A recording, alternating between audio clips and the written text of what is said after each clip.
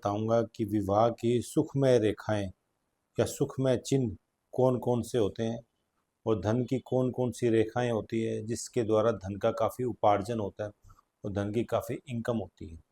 तो सबसे पहले किसी का विवाह सुखमय है या नहीं है, इसके बारे में एक एक करके हम चर्चा करते हैं।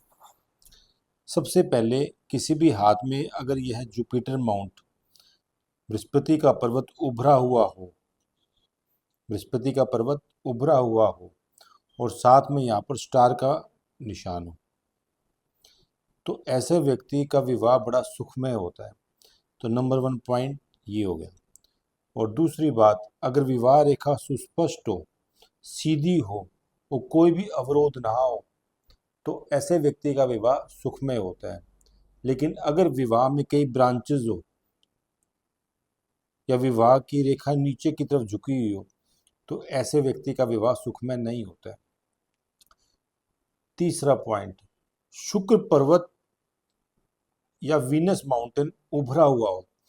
हालांकि बेसिकली यह जनन क्षमता को बताता है। अगर पुरुष का अगर यह हिस्सा उभरा हुआ हो तो ऐसे व्यक्ति का जीवन सुखमय होता है। और अगर शुक्र पर्वत से कोई रेखा शनि पर्वत की तरफ जा रही हो तो ऐसे व्यक्ति का भी विवाह सुखमय होता है। और अगर चंद्र पर्वत से भी अगर भाग्य रेखा की तरफ कोई चीज जा रही हो तो ऐसे व्यक्ति का भी विवाह सुखमय होता है। विवाह के उपरांत उसका भाग्योदय होता है। और अगर हृदय रेखा बृहस्पति पर्वत की तरफ जाए तो ऐसा व्यक्ति रिश्तों में लॉयल होता है, ईमानदार होता है और अपने पार्टनर के प्रति बड़ा ही श्रद्धा भाव रहता है उसका। लेकिन अगर हृदय पर्वत, हृदय रेखा, हार्ट लाइन अगर शनि पर्वत की तरफ जा रही हो तो ऐसे व्यक्ति का सिर्फ शरीर से प्रेम होता है और देह से प्रेम होता है, उसके अलावा वह निस्वार्थ रूप से प्रेम नहीं करता है।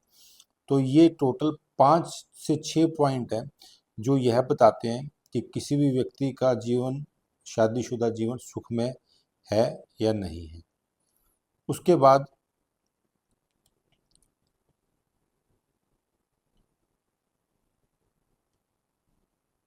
धन की रेखाएं कौन कौन सी है।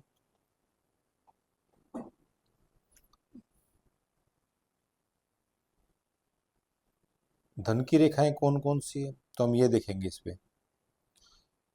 अगर बुध पर्वत चुटकी उंगली के नीचे, अगर बुध पर्वत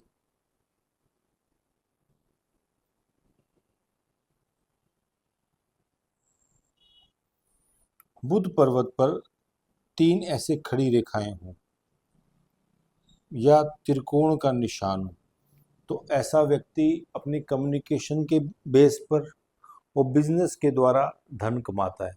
तो अगर किसी के त्रिभुज रेखा हो, त्रिभुज पॉइंट हो, त्रिभुज चिन्ह हो तो ऐसे व्यक्ति को व्यापार जरूर करना चाहिए और ऐसा व्यक्ति व्यापार के द्वारा काफ़ी धन का उपार्जन कर सकता है। फिर नेक्स्ट होगी फिश का पॉइंट, ये फिश होगी। फिश का निशान हाथ में कहीं पर भी हो बहुत ही शुभ माना जाता है।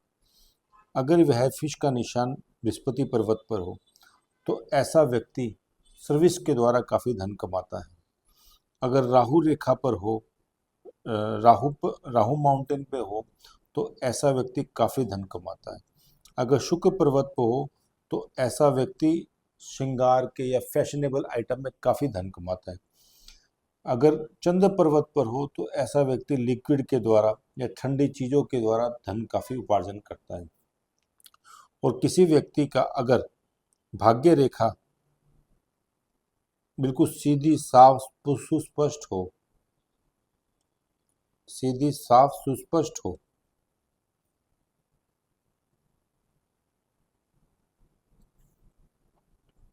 तो ऐसा व्यक्ति काफ़ी धन कमाता है।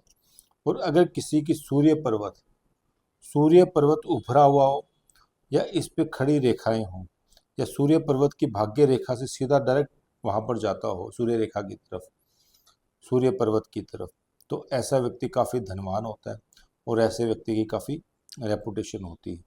और अगर किसी के हाथों के ऊपरी वाला जो हिस्सा है अगर ज़्यादा बड़ा हो तो ऐसा व्यक्ति भी धन का उपार्जन काफ़ी करता है। और अगली बात, अगर धन के उपार्जन में इनके बीच में गैप कम से कम हो तो ऐसा व्यक्ति भी धन का उपार्जन करता है।